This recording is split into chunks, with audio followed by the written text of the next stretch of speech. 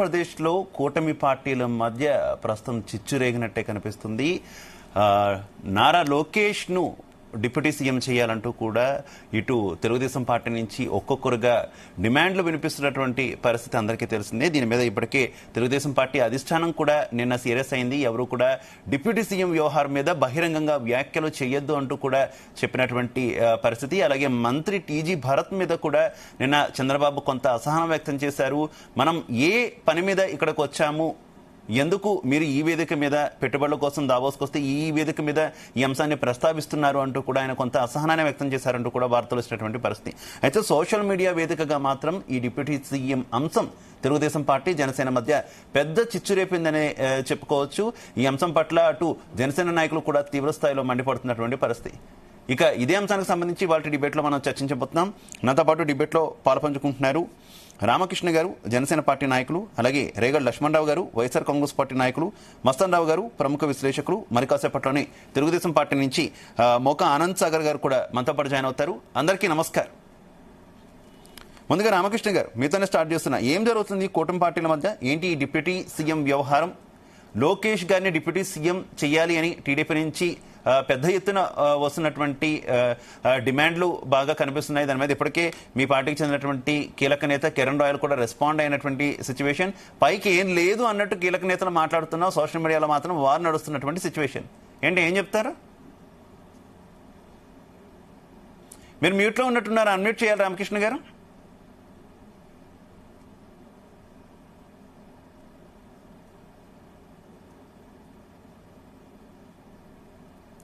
రామకృష్ణ గారు, నా audio clear గా ఉందా మీకు? ఒకసారి మాట్లాడండి ప్లీజ్. యా ఇప్పుడు కంటిన్యూ వినిపిస్తుంది.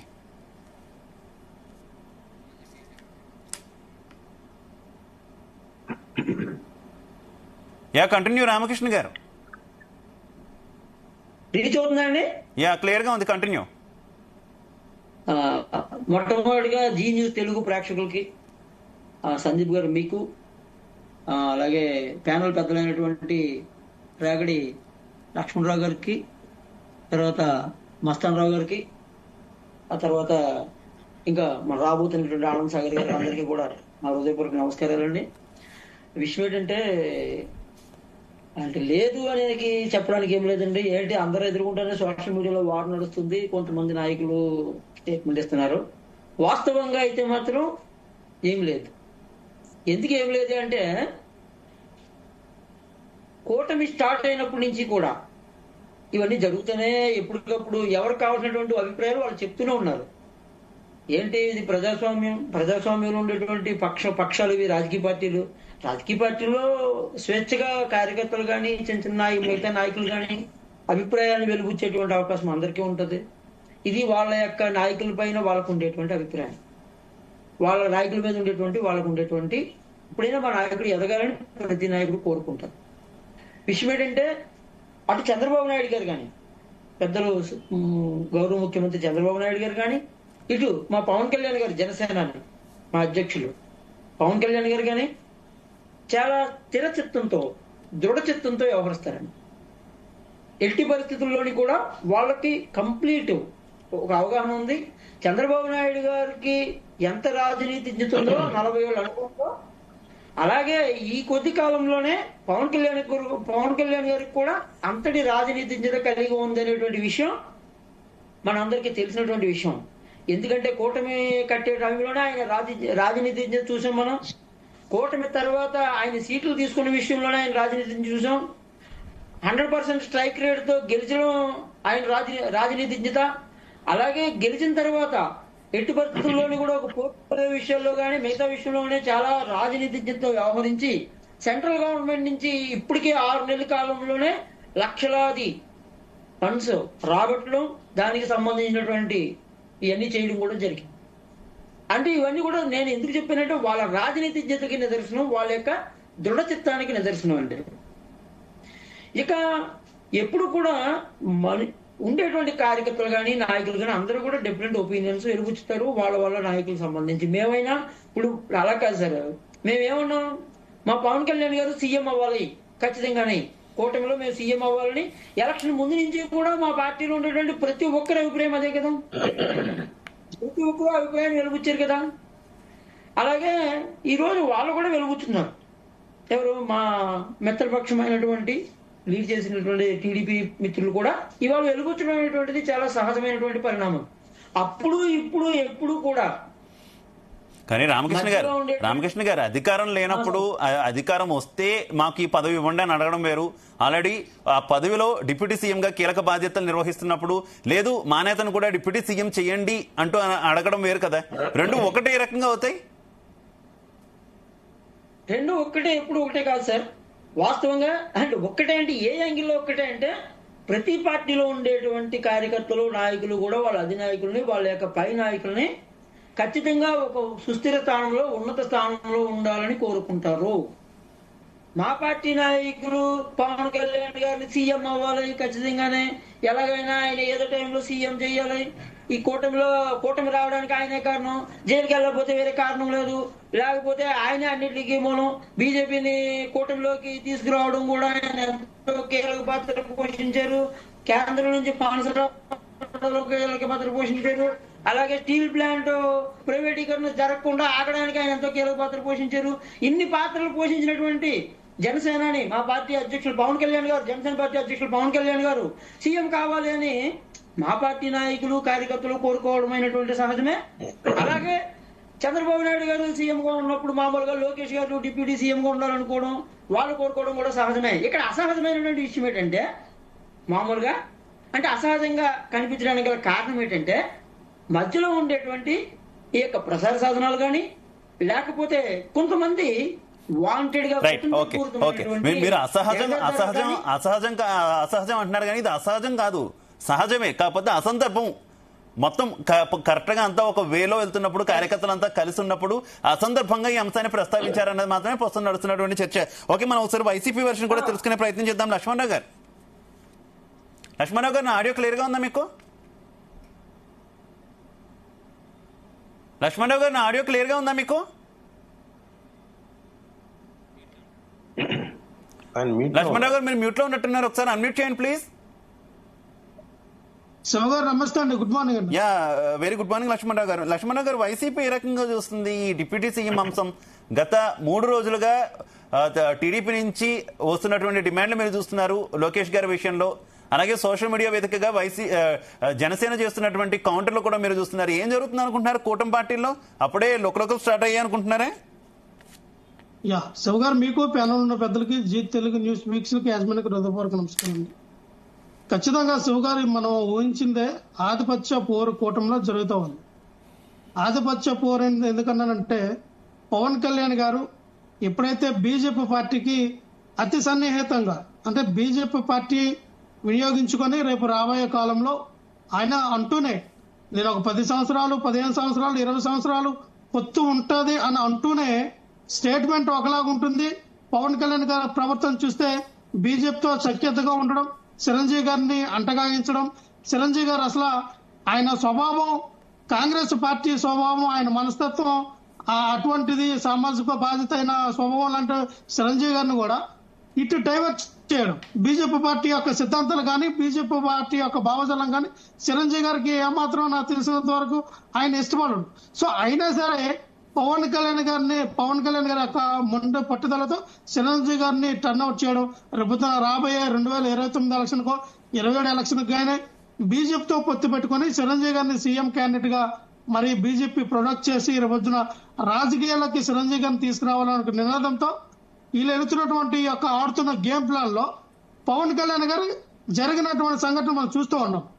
ఎక్కడైతే మరి కాకినాడలో పట్టుకున్నటువంటి ఆ సీజ్ ద సిప్ అన్న విషయం కానీ, ఎక్కడ ల్యాండ్ ఆర్డర్ విషయంలో మాట్లాడిన పిఠాపురంలో ల్యాండ్ ఆర్డర్ సరిగ్గా లేదు, రాష్ట్రంలో హోమ్ మినిస్టర్ గారిని మార్చాలని చెప్పి విధానాలను కానీ ప్రతి దగ్గర మన తిరుమల జరిగినటువంటి సంఘటనలో ఎవరైతే బిఆర్ నాయుడు గారు ఉన్నారో, ఎవరైతే సీఈఓ గారు సామలరావు గారు ఉన్నారో, ఎవరైతే అక్కడ ఆ కమిటీ సభ్యులు ఉన్నారో మీరందరూ కూడా ఖచ్చితంగా సారీ చెప్పాలి, అక్కడ తప్పు జరిగిందని ఆయన ఇచ్చినటువంటి స్టేట్మెంట్ కి నారా లోకేష్ గారు అది పవన్ కళ్యాణ్ గారు వ్యక్తిగత స్టేట్మెంట్, మాకు సంబంధం లేదు, ఇది టీడీపీ స్టాండ్ కాదు, అది జనసేన స్టాండ్ వాళ్ళు ఇచ్చుకున్నారని చెప్పిన విధానం కానీ ఇవన్నీ చూస్తూ ఉంటే ఖచ్చితంగా కూటమిలో ఆధిపత్య పోరు అనేది జరుగుతూ ఉంది. ఈ ఆధిపత్య పోరుకి ఏంటంటే టీడీపీ పార్టీ వాళ్ళు అనుకున్నటువంటి కార్యకర్తలు కానీ వాళ్ళ నాయకులు కానీ ఏ ఉద్దేశం ఏంటంటే పవన్ కళ్యాణ్ అనే వ్యక్తి ఒక శక్తిగా ఎమర్జ్ అవుతూ ఉన్నాడు, ప్రజలకు వెళ్తూ ఉన్నాడు. ఆయన చెప్పిన మాటలు ఆ ప్రజలకు వెళ్తూ ఉన్నాయి. లోకేష్ గారు వెనకబడుతూ ఉన్నారు. రేపొద్దున చంద్రబాబు నాయుడు గారు కానీ ఏమైనా డిగ్రేడ్ అయితే చంద్రబాబు నాయుడు గారి ప్లేస్ లో మరి టీడీపీ పార్టీకి భవిష్యత్తు అయినటువంటి లోకేష్ గారికి మరి ఆ యొక్క పగ్గాలు అప్పచెప్తే మరి లోకేష్ గారు పార్టీని ముందుకు తీసుకెళ్తారు. రాబోయే తరానికి లోకేష్ గారే కదన్న ఆలోచన విధానంలో టీడీపీ నాయకులు మరి లోకేష్ గారికి ఇస్తే తప్పే ఉందని మాట్లాడటం జరుగుతుంది. సో ఇక్కడ ఒకటే చెప్తాను సార్, లోకేష్ గారికి డిప్యూటీ సీఎం ఇస్తే తప్ప, లేదా పవన్ కళ్యాణ్ గారిని ఉన్నటువంటి ఆయన శక్తి సామర్థ్యాలను తగ్గించడానికి, ఆయన డిగ్రేడ్ చేయడానికి, మరి ఆయన్ని పక్కన పెట్టడానికి లోకేష్ గారిని తరాంచడం చేస్తున్నారు అనేది ఇది ఒక పొలిటికల్ గేమ్ అనేది మొదలు పెట్టారు. మనం చూస్తూ ఉన్నాం. చంద్రబాబు నాయుడు గారు ఎవరినైనా సరే ఎంత సిద్ధాస్తంగా వాడుకొని వదిలేస్తారో మనకు చరిత్ర చెప్తా ఉంది. బీజేపీ పార్టీని ఎన్నిసార్లు వాడుకొని వదిలేస్తుందో మనం చూసాం. ఎన్నిసార్లు పొత్తులు పెట్టుకున్న పార్టీల్ని తొక్కతీసి తోలవలసిందో చంద్రబాబు నాయుడు గారు మనం చూసాం. అవసరం వస్తే, ఎలక్షన్ వస్తే ఖచ్చితంగా వాళ్ళతో ఆ ఎలక్షన్ లో గెలవడానికి ఎన్ని ప్లాన్లు వేయాలో, ప్రజలకి ఎన్ని రకాలుగా అబద్ధాలు చెప్పాలి, వాగ్దానాలు ఇవ్వాలో చెప్పడంలో ఆ దిట్ట చంద్రబాబు నాయుడు సార్ అలాగే వినియోగించుకుంటారు. ఈ రోజుల్లో ఎలక్షన్లు అయిపోయి చంద్రబాబు నాయుడు గారు సీఎం అయ్యారు. సో ఇక్కడ పొమ్మనలాగా పొగబెట్టే కార్యక్రమం అయితే జరుగుతూ ఉంది.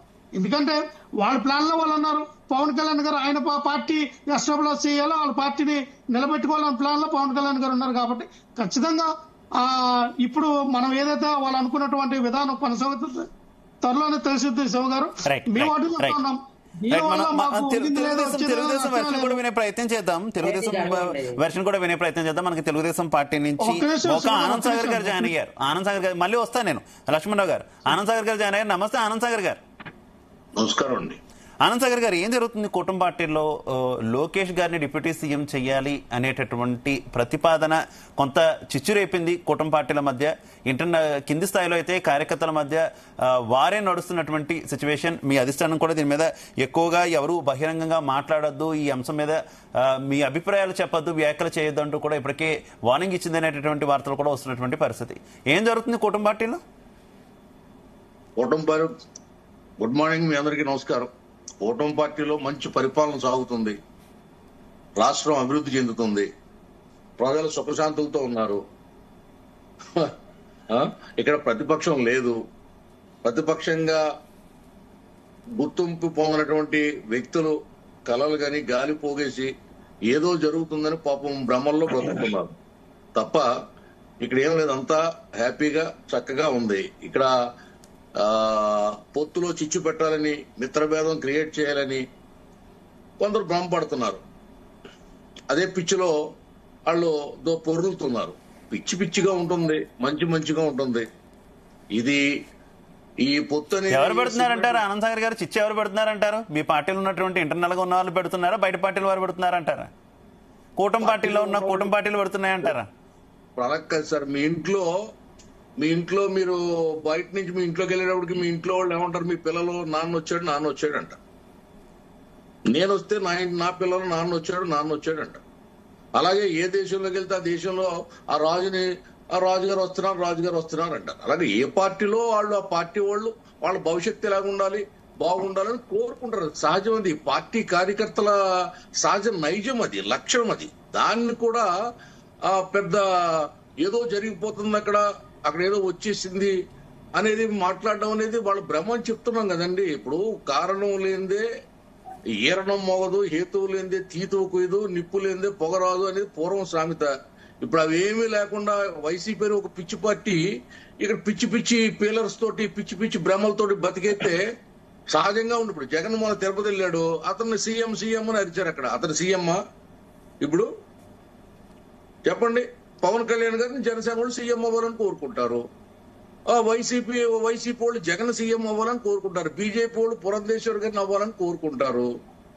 అలాగే ఇక్కడ తెలుగుదేశం పార్టీలో భవిష్యత్తు నేతగా లోకేష్ ఖచ్చితంగా ఆయనే కదా భవిష్యత్తు నేత గురించి మాట్లాడే విషయాన్ని పొత్తులో చిచ్చెరగవుతుందండి. అది పొత్తు అనేది సిమెంట్తో కట్టుకున్న పొత్తు కాదండి.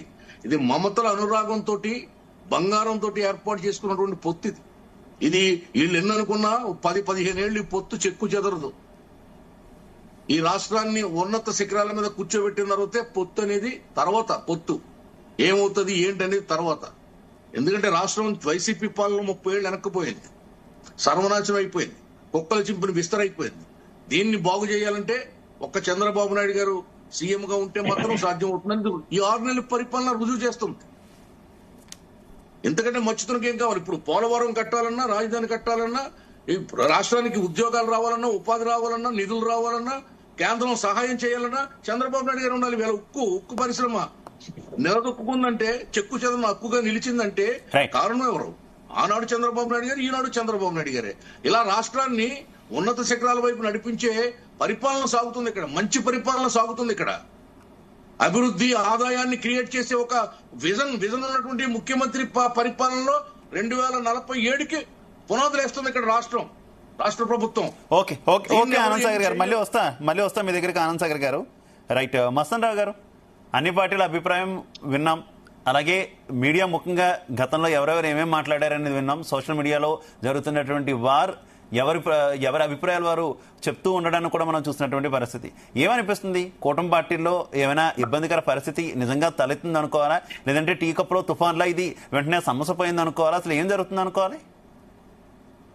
గుడ్ మార్నింగ్ అండి, ప్యానెల్లో ఉన్న పెద్దలకు, అదేవిధంగా జీ తెలుగు ప్రేక్షకులకు. మీకు ఇప్పుడు యాక్చువల్గా ఇది అంతా కూడా మనము చూసినట్లయితే పవన్ కళ్యాణ్ గారు అంటే గతంలో ఉన్న డిప్యూటీ సీఎంల కంటే కొంత ఫాస్ట్ గా వెళ్తున్నారు, లేదంటే సమస్యల పట్ల స్పందిస్తా ఉన్నారు, లేదంటే ప్రభుత్వంలో ఏమైనా లోటుపాట్లు ఎత్తి చూపడంతో పాటు అవసరమైతే ఆ లోపాలు తమ వల్ల జరిగాయి, తమ ప్రభుత్వం జరిగాయని ప్రజలు భావిస్తున్నప్పుడు క్షమాపణలు చెప్పడానికి కూడా వెనకాడిన విధంగా ఆయన ముందుకు వస్తున్నారు. సో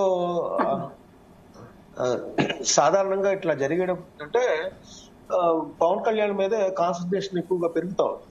సో ఆ నేపథ్యంలో తెలుగుదేశం పార్టీ అనుకూల మీడియాలో ఒక వీకెండ్ కామెంట్స్ లో సంబంధించి నేను డైరెక్ట్ గా వస్తాను, ఒక సూచన చేశారు. ఏంటంటే కూటమి ప్రభుత్వంలో ఉన్నప్పుడు అందరూ కూడా చంద్రబాబు గారి నాయకత్వంలో పనిచేయాల్సి ఉంటుంది.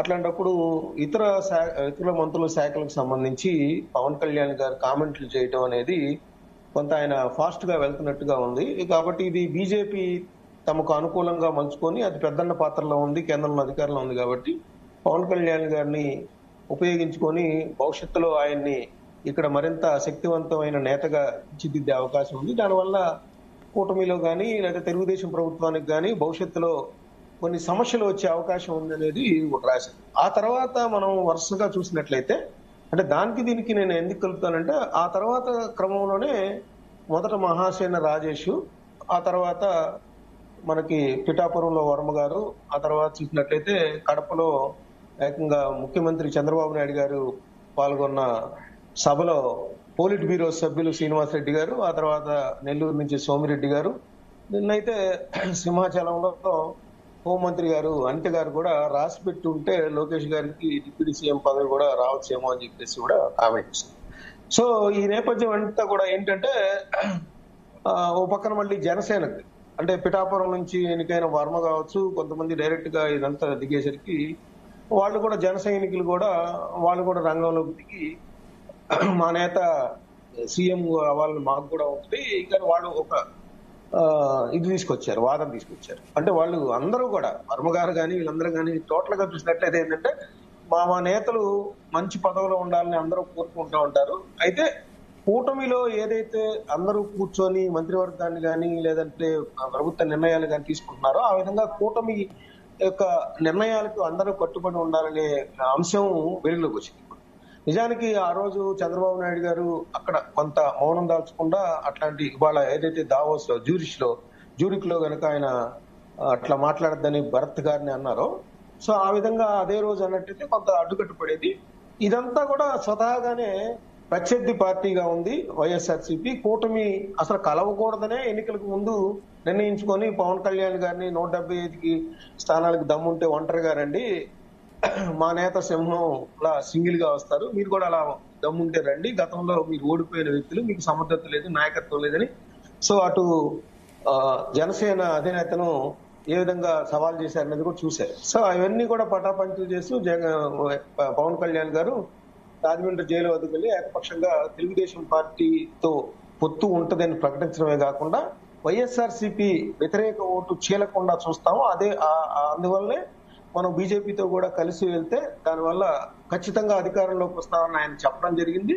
అదే నేపథ్యంలో ఆయన బీజేపీ కేంద్ర నాయకత్వం దగ్గర ఈ కూటమి ఏర్పడటానికి కారకులయ్యారు. ఆ నేపథ్యంలో పవన్ కళ్యాణ్ గారికి విశేష ప్రాధాన్యత లభిస్తాం. సో ఇప్పుడున్న పరిస్థితి అంటే అటు జన సైనికులు ఇటు తెలుగుదేశం పార్టీకి సంబంధించిన కొంతమంది నేతలు ఏదైతే ఈ డిమాండ్ డిప్యూటీ సీఎం అనే డిమాండ్ తెచ్చారో ఆ డిమాండ్ నేపథ్యంలో వాళ్ళు దాన్ని అంటే వీళ్ళు అంటే వైఎస్ఆర్సీపీ ప్రభుత్వాన్ని తిరిగి అధికారంలో రానికుండా చేసి ప్రజలు 164 స్థానాలు ఇస్తే ఇదేంటి వీళ్ళు మంచి పరిపాలన అందిస్తున్నారని అనుకుంటున్న నేపథ్యంలో ఒక్కసారిగా పదవుల కోసం వీళ్ళు నినాదాలు లేదంటే పట్టుదలలు లేకపోతే స్కోలింగ్స్ లేకపోతే ట్రోలింగ్స్ ఇలా సోషల్ మీడియాలో ఈ విధంగా ప్రత్యేక ప్రచారం కావటం అనే ఒక చర్చ కూడా ప్రజల్లో ప్రారంభమైంది. అంటే స్వతహాగా దాన్ని అడ్వాంటేజ్ గా తీసుకుంటది వైఎస్ఆర్సీపీ కూడా ఏంటంటే ఆటోమేటిక్ గా కూటమిలో లుక్కలుక్కలు ఉన్నాయనేది. అయితే ఇదంతా ఇట్లా ఉంటే టీజీ భరత్ గారు ఇంకో అడుగు ముందుకేసి చంద్రబాబు నాయుడు గారు అక్కడ ఉండగానే అదే సభా వేదిక మీద భవిష్యత్తు సీఎం లోకేష్ అని చెప్పేసి అంటాం అక్కడ చంద్రబాబు నాయుడు గారు వారించడం కూడా జరిగింది. అంటే ఆయన నిన్న సాయంత్రం 5 గంటల ప్రాంతంలో తెలుగుదేశం పార్టీ అధిష్టానం నుంచి వాళ్ళ నేతలందరికీ కూడా ఒక స్పష్టమైన ఆదేశాలు అందాయి. డిప్యూటీ సీఎం గురించి కూటమి ప్రభుత్వంలోని పెద్దలందరూ కలిసి కూర్చొని నిర్ణయం తీసుకుంటారు. అట్లాంటి ఏమైనా ఉంటే మీరు మాత్రం బహిరంగ వేదికల మీద ఎక్కడ మాట్లాడద్దని ఆదేశాలు ఇచ్చిన కొద్ది గంటల్లోనే దాన్ని వయలేట్ చేస్తూ అంటే ఆయన డిప్యూటీ సీఎం గురించి కదా ఆదేశాలు ఇచ్చింది కాబట్టి సీఎం అంటంలో తప్పు లేదనుకున్నారో ఏమో టీజీ భరత్ గారు భవిష్యత్తు సీఎం లోకేష్ అని చెప్పేసి లోకేష్ గారిని ఉద్దేశించి ఆయన అంటాం. అయితే కొంతమంది జనసేన నాయకులు కూడా ఇదంతా కూడా అధిష్టానానికి తెలియకుండా జరుగుతుందా, కావాలని అధిష్టానం నుంచి సూచనలతోనే ఈ రకంగా మాట్లాడుతున్నారంటూ కొన్ని ఉదాహరణలు కూడా చెప్తున్నారు.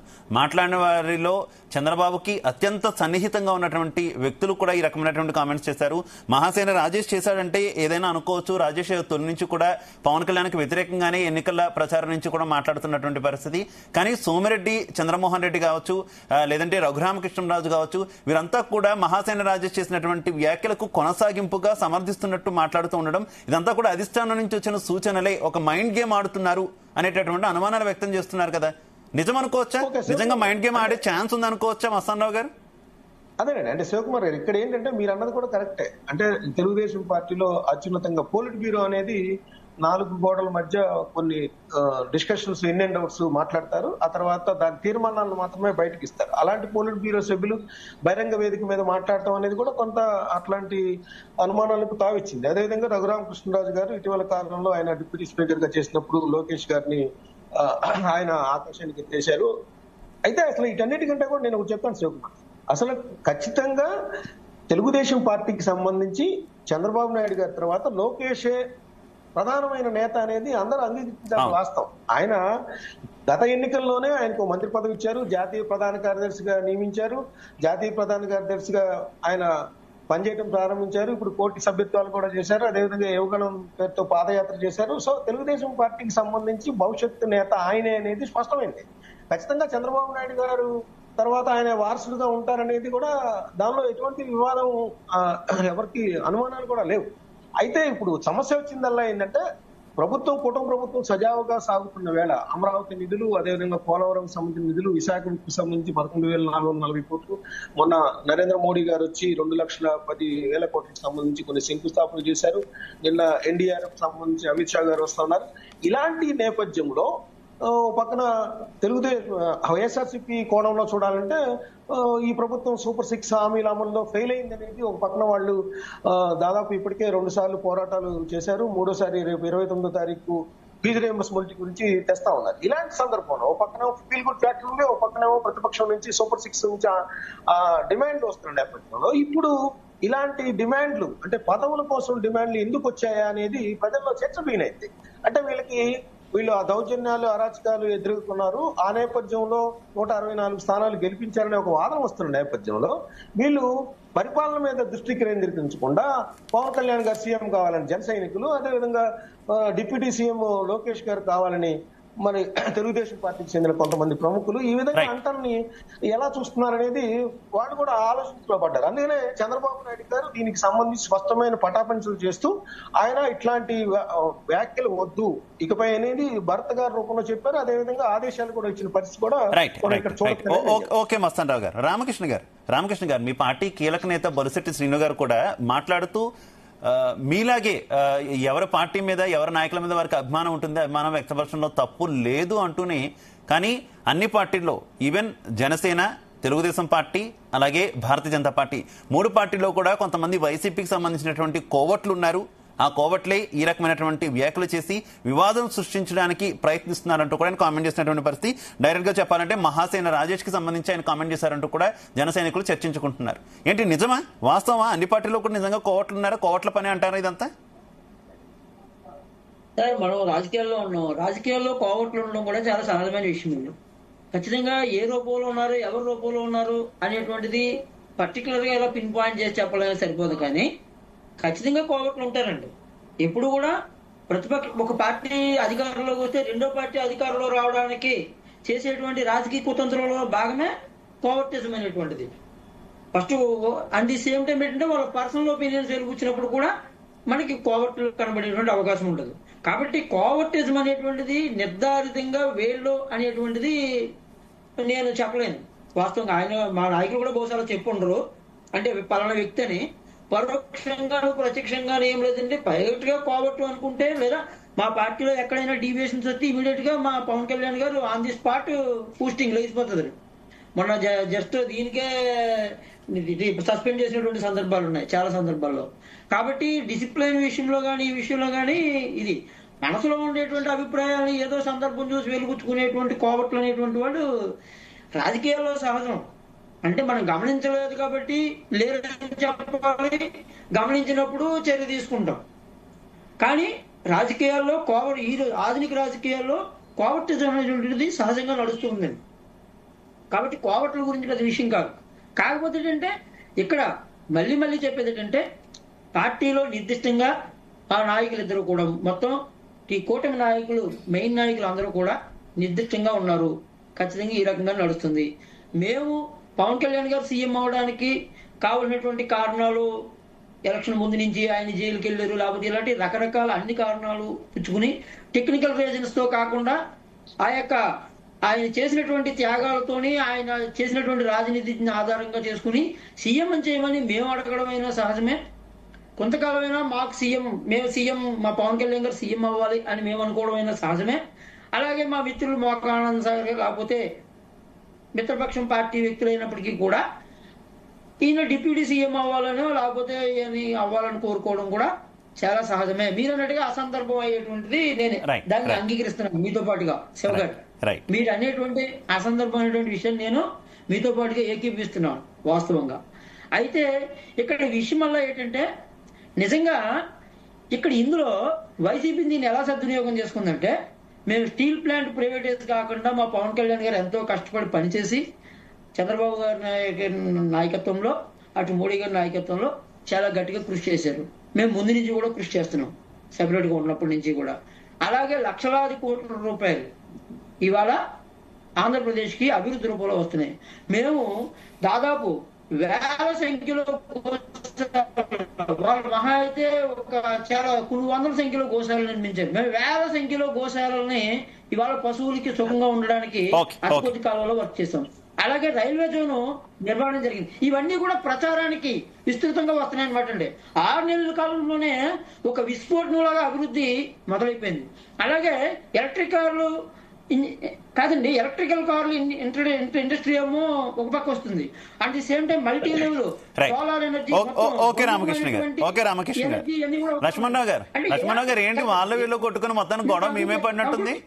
నేను కంక్లూడ్ చేస్తున్నానండి. వస్తా రామకృష్ణ గారు, నేను కంక్లూడ్ పాయింట్ మీ దగ్గర తీసుకుంటా. రామకృష్ణ గారు కంక్లూడ్ పాయింట్ నేను మీ దగ్గర తీసుకుంటా ప్లీజ్. లక్ష్మణరావు గారు,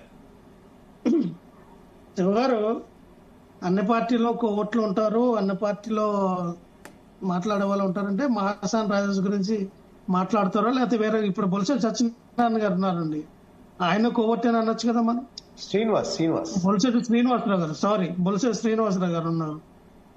వీళ్ళందరూ కూడా శ్రీనివాసరావు గారు, సత్యనారాయణ గారు అవనియండి, ఎవరు అవనియండి, చాలా మంది మా పార్టీలో ఎవరి కోవట్లో ఏంటో అనేటువంటిది మాకు ఏంటి మా పార్టీలో ఎవరు కోవట్లు అనేటువంటిది ఎవరు ఏమన్నా వినండి రామకృష్ణ ఒక్క గారు, నిమిషం, మీరు ఒక్క నిమిషం, రామకృష్ణ గారు, ఎన్నిసార్లు పనిచేశారు ప్లీజ్ జనసేన రామకృష్ణ గారు, ఒక్క పార్టీకి? నిమిషం, ఒక్క నిమిషం, జనసేన పార్టీకి ఎన్నిసార్లు పనిచేశారు మీరు? ఏ నియోజకవర్గం మీది?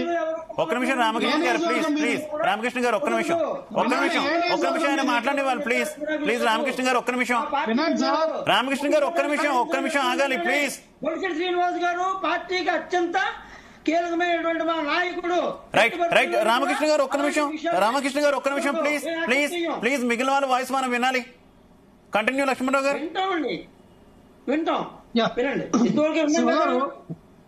మేము జగన్మోహన్ రెడ్డి గారు సామాజిక న్యాయంతో, సామాజిక న్యాయం పేరుతో అన్ని కులాలు, ఎస్సీ ఎస్టీ బీసీ మైనార్టీ అన్ని కులాల వారికి కూడా ఉప ముఖ్యమంత్రి పదవి ఇచ్చి వాళ్ళు గౌరవించారు. ఆ తెగల వారికి ఒక మా హోదా ఇచ్చి వాళ్ళకి గౌరవించారు. సమాజంలో ఒకటే రెండో సామాజిక వర్గాలకే కాదు, మిగతా లోయర్ క్యాస్ట్ వాళ్ళకి కూడా రావాలి అనే ఒక అద్భుతమైన కార్యక్రమం జగన్మోహన్ రెడ్డి చేశారు.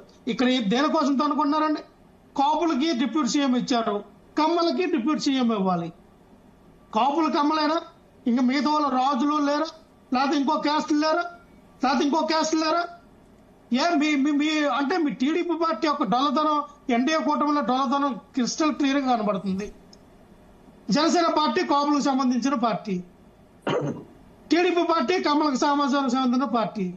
ఇది ఇప్పుడు మరి పురంధేశ్వరికి కూడా ఆవిడకి కూడా ఇచ్చేయండి. ఆవిడ కూడా మీ పార్టీ, మీ ఎన్డీఏ కూటమిలో భాగస్తురాలు కాబట్టి ఆవిడ కూడా ఒక డిప్యూటీ సీఎం ఇవ్వండి. భరత్ గారు ఎవరైతే ఇంకొక అల్లుడు ఉన్నారో ఆ భరత్ గారు కూడా ఒక డిప్యూటీ సీఎం ఇవ్వండి. వినండి సార్, నన్ను మాట్లాడియండి. మధ్యలో ఇంటరప్షన్ వద్దు ప్లీజ్ ప్లీజ్ రామకృష్ణ గారు, మీరు మాట్లాడినప్పుడు ఆయన మాట్లాడలే కదా, మధ్యలో ఇంటరప్షన్ వద్దు ప్లీజ్. వినండి, లక్ష్మణరావు గారు, బాలకృష్ణ గారు చిన్నలుడు ఉన్నారు, భరత్ గారు వైజాగ్ ఆయన ఎంపీ గారు, ఆయన కూడా డిప్యూటీ సీఎం ఇవ్వండి. బాలకృష్ణ గారికి కూడా ఇంకో డిప్యూటీ సీఎం ఇవ్వండి. తప్పేముంది సరే? బాలకృష్ణ గారు డిప్యూటీ సీఎం అల్లుడు కాదా? బాలకృష్ణ గారికి ఆ సామర్థ్యం లేదా, శక్తులు లేవా? బాలకృష్ణ గారికి ఎందుకు ఎవరు మీరు డిప్యూటీ సీఎం? పురంధేశ్వరి గారికి ఏం తక్కువ? పురంధేశ్వరి గారికి ఎందుకు ఎవరు మీరు డిప్యూటీ సీఎం? ఇక్కడ లోకేష్ గారికి పవన్ కళ్యాణ్ గారికి ఇవ్వాలా? మీరు ఎవరికి ఇచ్చుకుంటారండి? ఇక్కడ కావాల్సింది పరిపాలన, ప్రజారంజకమైన పరిపాలన కావాలి. మీ పదవులు ఆవిడకి కావాలి, మీ హోదాలో ఆవిడకి కావాలి. పరిపాలన పక్కన పెట్టి, మీరు ఇచ్చిన హామీలు పక్కన పెట్టి, సూపర్ సిక్స్ పక్కన పెట్టి, డెవలప్మెంట్ పక్కన పెట్టి, మావాడికి సీఎం కావాలని ఒకడు, ఇంకోటి డిప్యూటీ సీఎం కావాలని ఇంకోటేమో ప్రధానమంత్రి కావాలని. ఏం సార్, పవన్ కళ్యాణ్ గారు సీఎం అయితే ఏమైంది సార్? డిప్యూటీ సీఎం కుంటే ఏం చేయలేని స్థితి, సీఎం అయితే ఏం చేస్తాడు పవన్ కళ్యాణ్? నారా లోకేష్ గారు ఆయన సకల శాఖ మంత్రి కదా, సాడా సీఎం కదా, పేరుగా చంద్రబాబు నాయుడు గారు సీఎం. ఆ పార్టీలో ఈ కూటమిలో ఏ నిర్ణయం తీసుకోవాలన్నా ఆ నారా లోకేష్ గారు కదా. ఆయనకు పదవితో పనే ఉంది, ఆయనకు పదవితో పనే ఉంది అన్నా నేను. అలాంటి వ్యక్తులకి పదవులు పొందారని అన్నా. మీరు ప్రజలకి మీరు చెప్పినటువంటి ఇచ్చినటువంటి హామీలు నెరవేరిస్తే ప్రజలు మిమ్మల్ని ఎక్కడ కూర్చోబెట్టాలో అక్కడ కూర్చోబెడతారు. జనసేన పార్టీ వాళ్ళు అంటారు పవన్ కళ్యాణ్ గారు సీఎం అయిపోవాలంటే అయిపోరండి. ప్రజలు ఆస్వాదించాల. మీరు 175కి 170 సీట్లు, నాకు 2029 కానీ 27 కానీ రావాల్సిన ఎలక్షన్ లో 225 సీట్లు అవుతాయట. ఆ 225 సీట్లు మినిమం 115 120 సీట్లు మీరు గెలిస్తే సీఎం అవుతారు. ఆ తరహా ప్రయత్నం చేయండి. పవన్ కళ్యాణ్ గారు సీఎం అయిపోవాలి, నారా లోకేష్ గారు సీఎం అయిపోవాలి, పురంధేశ్వరి గారు సీఎం అయిపోవాలి. ప్రజలు ఆశీర్వదించాలా? రైట్ ఆనంద్ సాగర్ గారు ఏమంటారు? చెప్పండి. ఆనంద్ సాగర్ గారు, ప్రధానంగా ఏ అంశం దేనికైనా సరే ఎవరి నాయకుడు ఒక ఉన్నత స్థానంలో ఉండాలని ఆ పార్టీలో ఉన్న నాయకులు కోరుకోవడంలో తప్పలేదు. ఇందాక మీరు అదే అంశాన్ని ప్రస్తావించారు. కాకపోతే ప్రతిదానికి ఒక సందర్భం ఉంటుంది కదా. ఇప్పుడు ఏం సందర్భం ఉందని ఆల్ ఆఫ్ సడన్ గా లోకేష్ గారిని ఉప ముఖ్యమంత్రి చేయాలనేటటువంటి డిమాండ్లు వినిపిస్తున్నాయి అనేదే కదా చర్చ. ఏం సందర్భం వచ్చింది ఇప్పుడు? ఎలా అయినా టీడీపీలో నెంబర్ 2 ఎవరు అంటే ఖచ్చితంగా లోకేష్ అని అంటారు. ఇందాక మనకు మస్తానరావు గారు ప్రస్తావించినట్టు ఆయనే భవిష్యత్తు నాయకుడు టీడీపీకి అని చెప్పి అందరికీ తెలిసినటువంటి విషయమే. కానీ సందర్భం లేకుండా అంతా సాఫీగా జరుగుతున్నప్పుడు ఒక చిచ్చు రేపినట్టు మొత్తం వ్యవహారం నడుస్తుంది అని అంటే ఏమంటారు? ఇప్పుడు ఇవన్నీ పక్కన పెడితే, ఈ చిచ్చులు ఉచ్చులు ఈ పిచ్చలు అన్ని పక్కన పెడితే, ఒక ముఖ్యమైనటువంటి విషయాన్ని మనందరం కూడా మిస్ అవుతున్నాం సార్ ఇక్కడ. ఏమిటంటే ఈ పదవులు, మంత్రి మండలి కూర్పు, మార్పు, చేర్పు అనేది పూర్తిగా ముఖ్యమంత్రి యొక్క విచక్షణాధికారం, డిస్క్రిమినేషన్ పవర్ అంటారు దాన్ని. అది సీఎం ఇష్టం. ఇప్పుడు జగన్మోహన్ రెడ్డి 5 డిప్యూటీ సీఎం చేసుకున్నాడు, ఎవరు కాదన్నారండి? కానీ పదవి ఇచ్చారు, పవర్ ఇవ్వలేదు కదా ఎవరికి. ఇక్కడ అలా కాదు కదా, పవర్ఫుల్ డిప్యూటీ సీఎం ఉన్నాడు, పవర్ఫుల్ డిప్యూటీ సీఎం ఉన్నాడండి. అది కూటమి పదవుల పందేరం ఆ విధంగా ఉంటుంది. కాబట్టి చంద్రబాబు నాయుడు గారు సీఎం గా ఆయనకి తెలుసు మంత్రి మండలి ఎప్పుడు మార్పు చేయాలి, కూర్పు చేర్పు అనేది ఆయన చూసుకుంటాడు. మనం ఎవరో ఏదో పిచ్చి పిచ్చిగా భ్రమంలో ఉండి మాట్లాడితే దానికి ఏం చెప్పమంటారు? అసలు ఏమవుతుంది? వాళ్ళు మాట్లాడైతే వాళ్ళు ఊహించేసుకుంటే వాళ్ళు రేపు ఎన్నికలు వచ్చేస్తున్నాయి, రేపు కూటమి ప్రభుత్వం కూలిపోతుంది, మళ్ళీ మేము ముఖ్యమంత్రి అయిపోతున్నాం పగటి కళల కంటే మీటింగ్లు పెట్టుకుని కార్యకర్తలు చెప్పుకుని కార్యకర్తలను కాపాడుకుంటే ఎవరు మాట్లాడతారు దీనికి? ఎవరు దీనికి భాష్యం చెప్తారు? ఇటువంటి వక్ర భాష్యం, వక్ర రాజకీయాలు, గోతికాడ నక్క టైపులో, గుంట నక్క టైపులో ఒక పార్టీ కాచుకుని కూర్చున్నదంటే ఇక్కడ అంత బుర్ర లేకుండా, బుద్ధి లేకుండా ఇక్కడ ఎవరో పరిపాలన చేయట్లేదు. మిగతా పార్టీలు కూడా బ్రతకడం లేదు. వాళ్ళు ఎందుకు ఎత్తుగడేస్తారో, వాళ్ళు ఎందుకు మాట్లాడతారో, వాళ్ళు పచ్చని కాపురాల్లో ఏ విధంగా చిచ్చు రేపుతారో, ఇవన్నీ గత 2019 నుండి 2014 నుండి 19 వరకు తెలుగుదేశంగా ఇతర పార్టీలకి బాగా అనుభవం వచ్చింది, అనుభవం ఉంది ఈ విషయంలో. వాళ్ళు పింక్ డైమండ్ దొబ్బారంటారు, లేకపోతే 37 మంది కమ్మోళ్ళు డిఎస్పీలు పెట్టారంటారు, లేకపోతే కమ్మరావతి అంటారు, అమరావతిని భ్రమరావతి అంటారు. రకరకాలుగా ఏ కంపు జల్లాలో ఆ కంపు జల్లడానికి కులకంపు, మత కంపు, ఆ కంపు, ఈ కంపు, ఆ చిచ్చు, ఈ చిచ్చు, రకరకాల కార్చిచ్చులు పెట్టి ఆ రోజు ప్రభుత్వాన్ని కూలగొట్టి ఒక్కసారి వచ్చి ఉద్ధరించింది ఏముంది? అందుకే కదా ప్రజలు 11కి పడగొట్టి పాతేశారు పాతాళానికి. ఇంకా మళ్ళీ మేము పాతాళాల నుంచి బయటకు వస్తాం అంటే వీళ్ళ తరం కాదు. ఆనాడు బలి చక్రవర్తిగా పాతాళం నుంచి బయటకు రావడానికి ఈనాటి వరకు కూడా కుదరలేదు. మొన్న ప్రజలు కొట్టిన దెబ్బ మామూలు దెబ్బ కాదు, అది వామనుడు తొక్కినట్టు తొక్కు కంటే భయంకరమైన తొక్కుడది. కాబట్టి వీళ్ళ పిచ్చికి వాళ్ళ పరాకాష్ట, పిచ్చికి వాళ్ళ కేరా పెట్రస్ గా మారిపోయారు, పేటెంట్ రైట్ గా మారిపోయింది వైసీపీకి. వాళ్ళు వక్ర భాషలు చెప్పుకోనుండి స్వకృచమర్దనం చేసుకుని ఆనందించనుండి ఏమవుతుంది? ఇక్కడ ఏమి కాదు. మా నాయకుడు రాజకీయ కులంలో రాటు తెలియనటువంటి నాయకుడు చంద్రబాబు నాయుడు గారు. ఈ నోస్ ఎవ్రీథింగ్. 42 ఏళ్లుగా 4వ ముఖ్యమంత్రిగా, ప్రతిపక్ష నాయకుడిగా ఈవేళ ప్రపంచంలోనే ప్రఖ్యాతిగాంచినటువంటి చంద్రబాబు నాయుడు గారికి తెలియని రాజకీయ అంశం లేదు. ప్రతిపక్షాలు లాంటి పార్టీలు వేసే ఎత్తుగడలు ఏ విధంగా ఉంటాయో, చిత్తులు ఏ విధంగా ఉంటాయో ఈ నోస్ వెరీ వెల్. మనలాంటి కుర్రగాళ్ళకి అర్థమవుతున్నాయి ఈ పుకార్లు ఎందుకు వస్తున్నాయి, ఈ కుట్రలు ఎందుకు జరుగుతున్నాయి, ఈ షికార్లు ఎందుకు జరుగుతున్నాయి. కేవలం ఏంటంటే దీన్ని ఇంత గోరంతలు కొండంతలు చేసి ఈ దుష్ప్రచారం, గోబెల్స్ ప్రచారం ఏంటంటే కూటమిలో మైత్రిలో చిచ్చు పెట్టాలనేది ఒక గుంటరక్క కాచుకుని కూర్చుంది. ఏ చిన్న అవకాశం వచ్చినా దాన్ని భూతత్వంలో చూపించి ప్రజలను నమ్మించాలని ప్రయత్నం చేస్తుంది. ఆ పార్టీ పునాదులే మొత్తం బంగాళాఖాతంలో కలిసిపోయినప్పుడు ఆ మాటలకి వాల్యూ ఎక్కడ ఉంటుంది? ప్రజల దగ్గర ఆ పార్టీ గురించి మర్చిపోయారు అందరూ. ఆ పార్టీ శ్రేణులే తెలుగుదేశం పార్టీ ఎమ్మెల్యేల దగ్గర సాగిలు పడుతున్నారు వచ్చి మమ్మల్ని పార్టీలో చేర్చుకోండి అని చెప్పి. తెలుగుదేశం పార్టీ క్యాడర్ లాంటి క్యాడరు ఏ పార్టీకి లేదండి. మేము కష్టాలను ఎదుర్కొంటాం, కన్నీళ్ళని ఎదుర్కొంటాం, అవసరమైతే ప్రాణాలు తెగించి పనిచేస్తాం. అది ప్రూవ్ అయింది గత 5 ఏళ్లు. తుపాకులు కొట్టాం, లాఠీలు కొట్టాం, నెత్తి మీద కత్తి పెట్టి చంద్ర ఇలాంటి వాడిని నువ్వు జై జగన్ అనమంటే నో నేను చచ్చిపోతాను కానీ అన్నో నుంచి జై చంద్రబాబు నాయుడు జై తెలుగుదేశం చచ్చిపోయాడు కదా. ఎవరో వెంకయ్యమ్మని ఒక ఆవిడ ఒక పేద దళిత మహిళ నా ఉన్న ఎకరన్నర భూమి కాసేస్తా, జగన్ ఓడిపోతాడు రండి దమ్ముంటే పందెం కాయండి అని అడిగింది. ఇది తెలుగుదేశం పార్టీ క్యాడర్ యొక్క కర్తవ్య ఉంటుంది. అంతేగాని ఇటువంటి ఉడతూపులు, గాలి కబుర్లు, గాలి పోగేసి మాట్లాడేటటువంటి ఇటువంటి మాటలకి కూటమి ప్రభుత్వం బీటలు వారదు. అక్కడ పెద్దన్న పాత్ర బీజేపీ పోషిస్తుంది. ఇప్పుడు పవన్ కళ్యాణ్ గారు ఏమంటున్నారు? చంద్రబాబు నాయుడు గారిని చూసి నేను నేర్చుకుంటున్నాను, ఆయన దగ్గర నేను విద్యార్థిని అంటున్నాడు. లోకేష్ గారు ఏమంటున్నాడు? పవన్ నా అన్నయ్య, నేను పవన్ అడుగుజాడలో నడుస్తాను లోకేష్ గారు. ఇంత క్రమశిక్షణ, ఇంత అనుబంధం, ఇంత ఆప్యాయత, వాళ్ళ ముగ్గురు మధ్య అనుబంధం బాగానే కనిపిస్తుంది ఆనంద్ సాగర్ గారు. వాళ్ళ ముగ్గురు మధ్య అనుబంధానికి సంబంధించి ఎవరికి సందేహాలు లేవు. ఈ మధ్యలో వచ్చినటువంటి స్టేట్మెంట్ల మీదే అందరికి ఇప్పుడు సమస్యలు. Right, okay. మసన్ రావు గారు, నిజంగా అంత ఐక్యతతో మళ్ళీ ముందులాగే ఈ కూటమి కంటిన్యూ అవుతుంది అనుకోవాలా? ఇప్పటికి స్తబ్దుగా ఉండి మళ్ళీ ఎన్నికల దగ్గరలో ఏమైనా బేట్ల భారతాయా అనేటటువంటి డౌట్స్ కూడా వస్తున్నాయి. ఎందుకంటే మొత్తం కూటమి ఘన విజయం సాధించిన తర్వాత కూడా కొన్ని డిమాండ్లు అయితే వినిపించినటువంటి పరిస్థితి. ప్రధాన ప్రతిపక్షం లేదు కాబట్టి పవన్ కళ్యాణ్ ప్రభుత్వంలో చేరకుండా తానే ప్రధాన ప్రతిపక్ష నేత కింద వ్యవహరించాలి అనేటటువంటి డిమాండ్లు కూడా మనం విన్నటువంటి పరిస్థితి. ఏంటి ఆ దిశగా ఎన్నికల దగ్గరలో ఏమైనా సమీకరణలు మారే అవకాశం ఉందనుకోనే? అంటే ఇప్పుడు మన ఆనంద్ సార్ గారు చెప్పినట్టు ఒక జనసేన అధినేతగా ఉన్నారు పవన్ కళ్యాణ్ గారు, తెలుగుదేశం పార్టీ అధ్యక్షులుగా ఉన్నారు చంద్రబాబు నాయుడు గారు. మీరు పవన్ కళ్యాణ్ గారి ఇటీవల కాలంలో మాట్లాడిన విధానం చూస్తే తెలుగుదేశం పార్టీకి సహకరిస్తాం కాదానండి, తెలుగుదేశం పార్టీ అధ్యక్షుడైన చంద్రబాబు నాయుడు గారి నాయకత్వంలో రానున్న 10 సంవత్సరాలు 15 సంవత్సరాలు మేము పనిచేస్తామని చెప్పారు. అంటే ఒక్క పార్టీ అధ్యక్షుడు మరో పార్టీ అధ్యక్షుడు నాయకత్వంలో పనిచేస్తామంటే వాళ్ళ మధ్య అండర్స్టాండింగ్ ఏ విధంగా ఎంత గాఢంగా ఉందనేది మనం ఇప్పుడు అర్థం చేసుకోవచ్చు.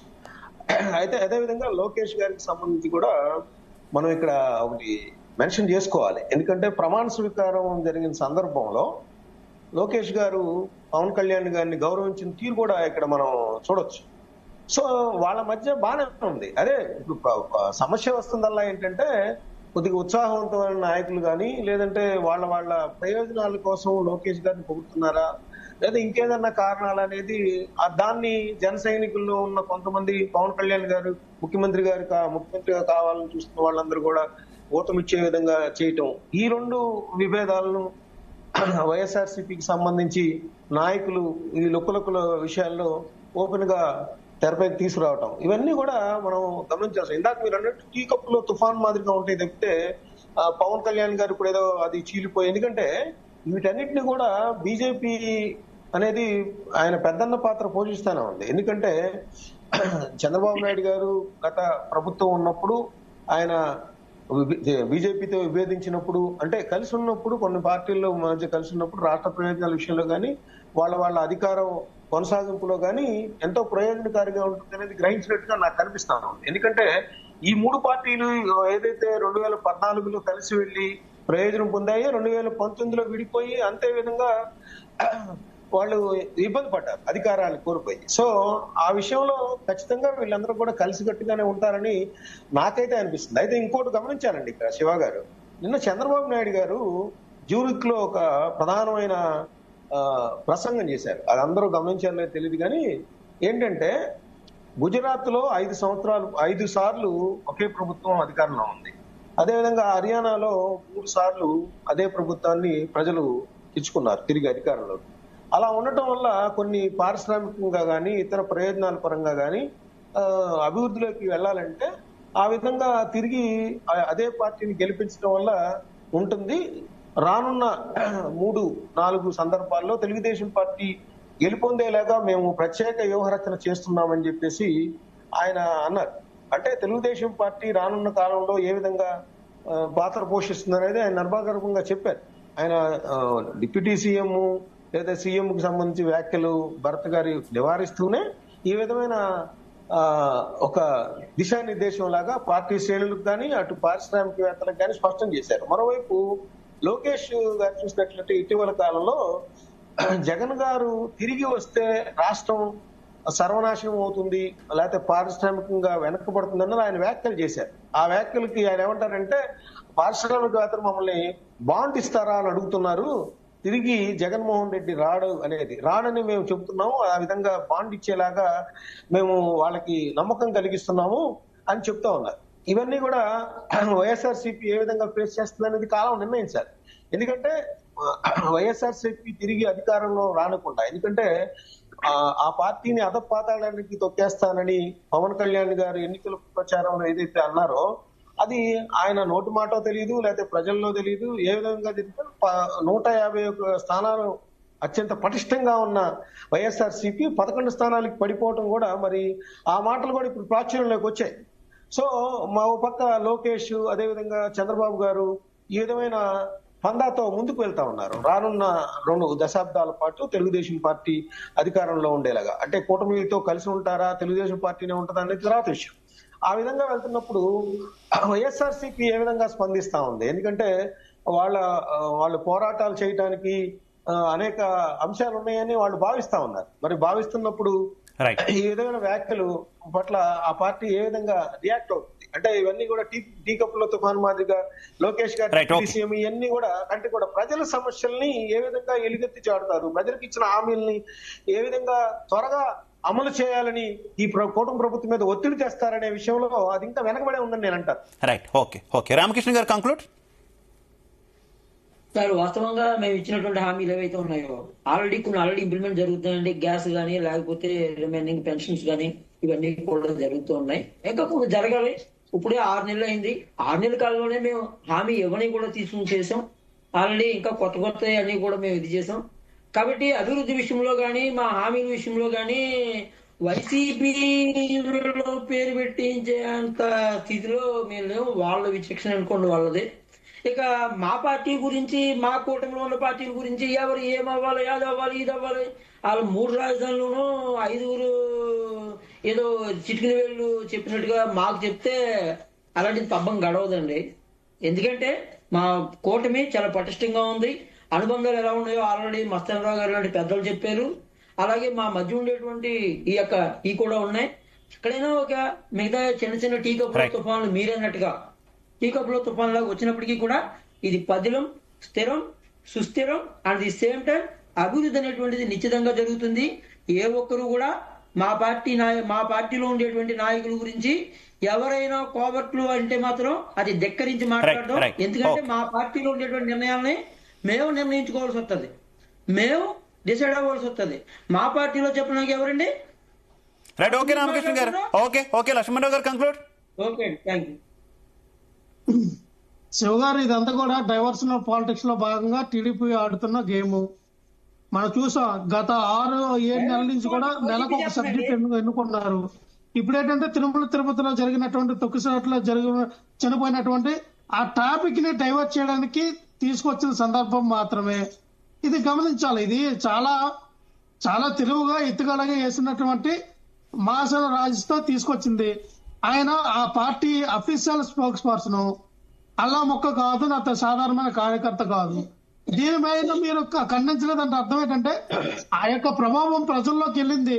తిరుపతి దేవస్థానంలో జరిగినటువంటి సంఘటన, అక్కడ 6-7 చనిపోయిన సంఘటన ప్రజల్లోకి కూటమి ప్రభుత్వం పైన బాగా బ్యాడ్ మైలేజ్ రావడానికి కారణమైనటువంటి దాన్ని టర్న్ అవుట్ చేసి తెరపైకి ఈ విధానాన్ని తీసుకొచ్చారు. దీని ద్వారా ఆ యొక్క అంశాన్ని పక్కన పెట్టే విధానంగా వేసిన ప్లాన్ లో వాళ్ళు సక్సెస్ అయ్యారు. అంతే తప్ప దీనికి ఏంటంటే ఒక్కొక్క నెల ఒక్కో సబ్జెక్ట్ తీసుకొచ్చి ఒక్కొక్క నెల ఒక్కో రకంగా వీళ్ళు పాలిటిక్స్ ని చేస్తూ ఉన్నారు. ప్రజలకు ఇచ్చిన హామీలు పక్కన పెడుతూ ఉన్నారు. సూపర్ 6 పక్కన పెట్టేశారు, పరిపాలన పక్కన పెట్టేశారు. వాళ్ళకి చేత కాదు, వాళ్ళకి పరిపాలన చేత కాదు. 40 సంవత్సరాల రాజకీయ అనుభవం ఉన్న వ్యక్తికి కనీసం 5 సంవత్సరాలు పరిపాలించినటువంటి వ్యక్తి జగన్మోహన్ రెడ్డి గారు చేసినటువంటి పరిపాలనలో 1% కూడా పరిపాలించకపోవడం దురదృష్టకరం. ఓకే లక్ష్మణరావు గారు, అనంత్ సాగర్ గారు కంక్లూడ్ చివరికి ఏం చెప్తారు? రైట్ లక్ష్మణరావు గారు, సమయం తక్కువ అర్థం చేసుకోవాలి. అనంత్ సాగర్ గారు ప్లీజ్ కంటిన్యూ. ఇప్పుడు reverse tendering, diversion of politics, క్యారాబెటరస్ అంతా కూడా ఆ పిచ్చి పార్టీ అండి. కాబట్టి తెలుగుదేశం పార్టీ పరిపాలన వైపు సాగుతుంది, అభివృద్ధి వైపు సాగుతుంది. అది మీరు చూడండి. అసలు వీళ్ళు సూపర్ 6 గురించి మాట్లాడతారు. సూపర్ 6 లో 2 ఉన్నాయి. ఇంకా రేపు జూన్ లో తల్లికి వందనం పెడతా ఉన్నారు. అలాగే రేపు ఉగాదికి ఈ ఫ్రీ బస్సు పెడుతున్నారు. అయిపోయింది సూపర్ 6 కంప్లీట్. 2 మిగిలినాయి 6లో. వీళ్ళకి అర్థం కావట్లే. ప్రజలు మాట్లాడుతున్నారు. ఇవాళ ఏంటి, ఇప్పుడు వేళ మీకు విశాఖ ఉక్కుని నిలబెట్టుకున్నాం, రైల్వే జోన్ తెచ్చుకున్నాం, రాజధానికి డబ్బులు తెచ్చుకున్నాం, పోలవరానికి డబ్బులు తెచ్చుకున్నాం. అమిత్ షా గారు వచ్చి ఏం చెప్పాడు? ఇవాళ ఏం చెప్పాడు? ఏపీ అభివృద్ధి సూపర్ ఫాస్ట్ అభివృద్ధి చెందుతుంది ఏపీ అని చెప్పాడు అమిత్ షా గారు. ఎప్పుడైనా ఉందా? ఆ గత ప్రభుత్వం వైపులో అమిత్ షా గారు వచ్చి ఎప్పుడైనా రాష్ట్రం గురించి మాట్లాడారా? మోడీ గారు ఎప్పుడైనా రాష్ట్రం గురించి మాట్లాడాడు? ఈ ముఖ్యమంత్రి వెళ్ళి ఢిల్లీ ఎన్నిసార్లు వెళ్ళాడు? ఎన్ని సాల్వలు ఇచ్చాడు? ఎన్ని బొకేలు ఇచ్చాడు? ఎన్ని బొమ్మలు ఇచ్చాడు? ఎన్నిసార్లు బోర్ల పడ్డాడు? దేనికోసం పడ్డాడు? కేసుల కోసం పడ్డాడు, బెయిల్ కోసం పడ్డాడు, జైలు కోసం పడ్డాడు. మాకు ఆ కర్మ లేదు, మాకు కేసులు లేవు, బెయిల్ అక్కర్లేదు, జైలు గొడవలు మాకు లేదు. మాకు రాష్ట్రం బాగుపడాలి, ఈ రాష్ట్రంలో ఈ సుభిక్షమై సస్యశ్యామలమై ఈ అన్నపూర్ణగా మళ్ళీ ఈ రాష్ట్రం అవతరించాలనే పట్టుదలతో Right. చంద్రబాబు Okay. నాయుడు గారు ఉడుం పట్టు పట్టి అభివృద్ధి కోసం పాటుపడుతున్నాడు. ఆదాయం అభివృద్ధి మా నినాదం, కూటమి నినాదం. అక్కడ మోడీ గారి దగ్గర నుండి ఇక్కడ పవన్ గారి వరకు, చంద్రబాబు నాయుడు గారి వరకు మా నినాదం ఆదాయం అభివృద్ధి రైట్ ఓకే ఉపాధి, ఇదే మా నినాదం. Okay thank you so much Anand Sagar గారు, thank you so much Lakshmana Rao గారు, thank you so much Ramakrishna గారు, thank you so much Mastan Rao గారు. అందరికీ ధన్యవాదాలు. మొత్తంగా చూసుకుంటే ఈ కూటమి పార్టీల మధ్య డిప్యూటీ సీఎం పదవికి సంబంధించి ఏర్పడిందంతా కూడా టీ కప్పులో తుఫాను లాంటిదంటూ కూడా ఇరు పార్టీలకు చెందినటువంటి నాయకులు కొట్టేస్తుంటే వైసీపీ మాత్రం ఇదంతా కూడా